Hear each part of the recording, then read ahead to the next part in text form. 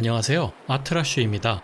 이번 영상에서는 제가 요즘 주로 사용하고 있는 작업 방식의 과정, 그리고 셀 채색 방식에서 벗어나 어떤 단계를 거쳐 현재의 작업 방식으로 바꾸게 되었는지에 대해 이야기해 보려고 합니다.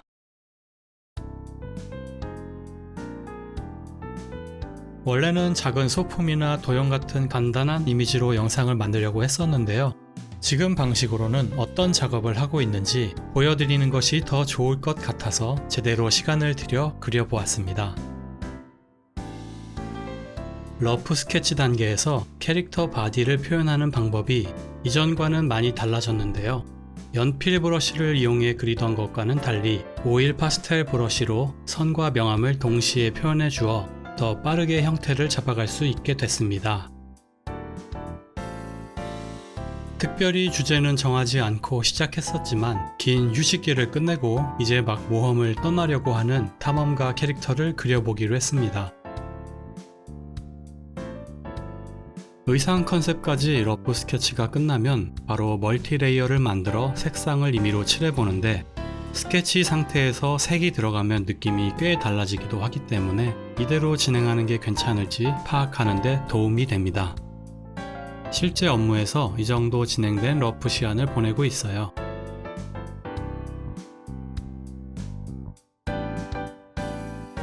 채색 초반에는 글레이징 기법을 일부 사용하고 있는데요. 색상이 들어간 멀티 레이어가 올라갈 것을 감안해 밝게 흰 옷을 그리듯 그려갔습니다. 중반까지는 너무 어둡게 표현된 경우가 아니면 거의 모든 색상으로 수정이 가능해서 지금 단계에서는 색상에 크게 신경 쓰지 않고 형태에 집중해 진행했습니다. 얼굴은 살색 멀티 레이어를 올릴 것을 감안해 브라운 계열로 묘사해 주었고요. 얼굴 라인, 눈썹 하이라이트까지 하나의 레이어에 다 표현해주고 있습니다. 마지막까지 얼굴을 수정하는 일이 많은 편이라 레이어를 합치는 게 처음에는 거부감이 많았는데 되려 합쳐서 진행해야 전체적인 느낌을 더 잘 살릴 수 있더라고요. 어느 정도 바디 형태가 정리되었을 때 그에 어울리게 작은 장식들을 실루엣만으로 표현해 주었고요. 더 괜찮아 보이는 색상이 있는지 기본 색상을 다시 수정해보고 바디 실루엣을 편의상 3개 정도로 나눠줬습니다. 실루엣의 외곽을 흰색으로 칠했었다는 것은 이것저것 다 해봤는데 이렇게 하는 게 가장 편하게 느껴져서 그런 것이고요. 각자 자신에게 맞는 방법으로 하면 됩니다. 작업 과정 순서도 공식처럼 정해져 있는 게 아니고 먼저 그리고 싶은 부분부터 그리기도 하고 상황에 따라 조금씩 다르게 그리는 경우도 있어서 큰 흐름만 참고해 주시면 좋을 것 같아요. 작은 장식과 마찬가지로 칼집 같은 간단한 오브젝트는 스케치 없이 바로 실루엣으로 그려주기도 하는데요. 이렇게 하는 것이 작업시간 단축에 큰 도움이 되고 수정사항이나 장식을 추가해달라는 요청 등에도 쉽게 대응할 수 있게 해줍니다.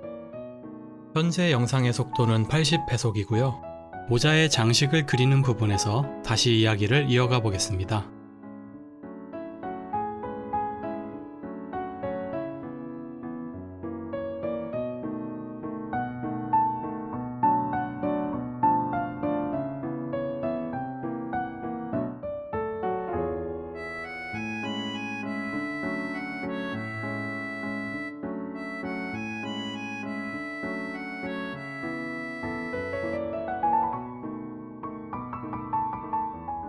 현재 표현하고 있는 자잘한 장식의 경우 레이어를 따로 만들어 비교적 러프하게 표현하고 있는데요.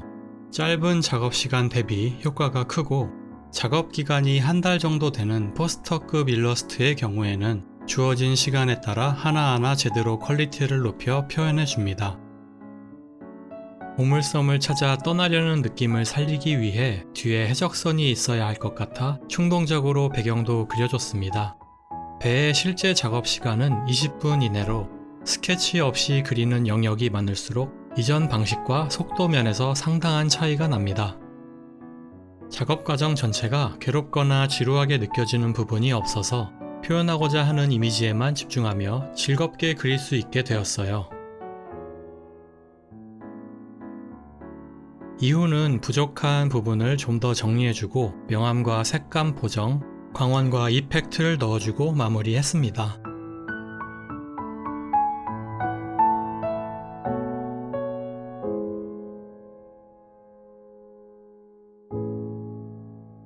여기까지가 제가 주로 사용하고 있는 작업 방식 과정이었고요. 오랫동안 선화 셀 채색 작업만 해오다가 작업 방식을 바꾸는 일이 처음엔 막막하고 쉽지 않았습니다.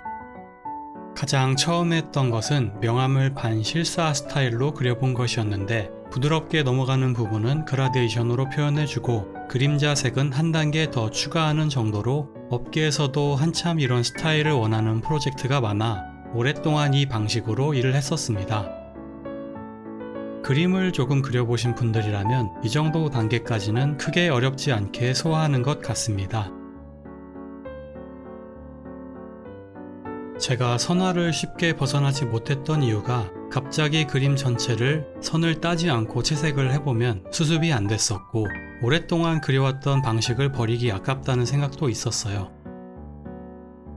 너무 크게 생각하지 말고 일부분만 조금의 변화를 줘본다는 기분으로 가볍게 접근하는 것이 도움이 됐었습니다.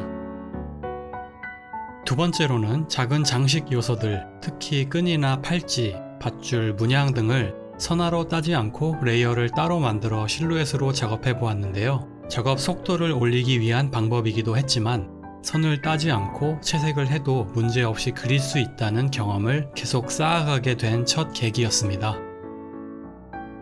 실루엣 외곽 라인 처리의 부분을 좀 더 이야기해보자면 반실사 일러스트의 경우 어떤 방식을 사용하더라도 결과물은 비슷하게 나오기는 하는데요. 저는 선이 거의 안 보일 정도로 얇게 표현되는 스타일을 선호해서 선화로 작업했던 이미지는 선이 잘 안 보이게 추가 작업을 해줘야 했었고 실루엣으로 그려나가는 방식은 뒤로 명암 대비가 큰 물체가 있거나 그림자가 있을 때 굳이 선으로 마감을 할 필요가 없는 경우가 많아 선이 필요한 일부분에만 마감을 해주고 있습니다. 작은 면적을 실루엣 방식으로 처리하는데 익숙해진 후 그 영역을 조금씩 넓혀갔었는데요.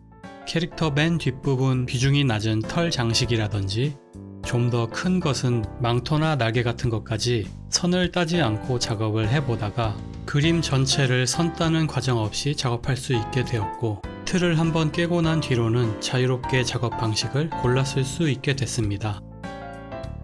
오랜 시간 많은 고민과 시행착오가 있었고 결과적으로 도움이 됐었던 부분만 영상으로 만들고 보니 단순하게 보이기도 하는데요.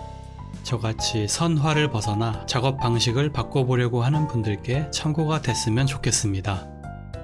다음에는 2-3개 정도 개인 작업 영상을 올릴 예정이고요. 그 후에 또 다른 그림 이야기를 해보도록 할게요. 시청해 주셔서 감사합니다.